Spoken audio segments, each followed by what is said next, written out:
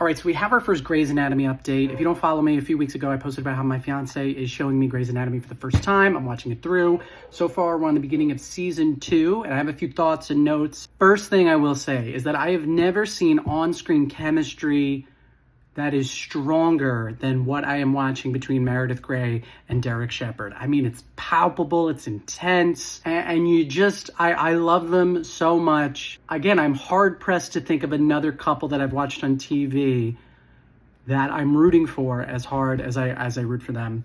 And spoilers, we just learned some very interesting information about Derek, how he's still married, but his wife cheated on him. So they do this interesting thing. Every moment you think you like Derek, it like takes a turn and you like him even more. I've learned that I am George.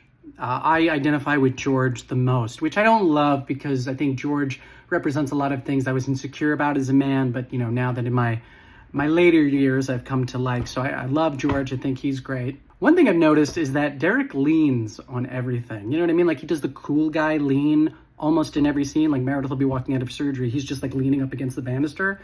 And even Dr. Bailey at one point like points it out at the end of season 1 because I made that observation at the beginning of the season. And then, you know, she even in the show was like, what are you doing leaning on everything? And I looked at my fiance. I was like, I told you. I love that Katherine Heigl will just at any moment's notice go into a monologue about how she grew up in a trailer park.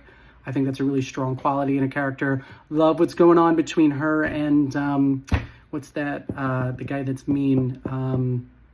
It's like Chevron? No, it's, I can't remember his name, but he's like the other male doctor that tells George that he has syphilis.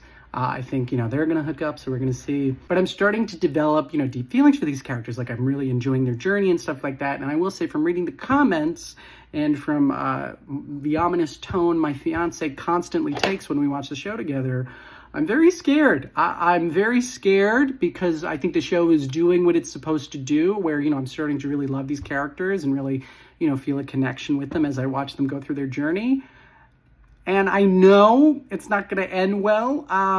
Don't tell me what happens in the comments, please. But, you know, I'm sensing probably around season 3, season 4-ish is where I'm going to get an event that, you know, I think is going to be the big first emotional hit.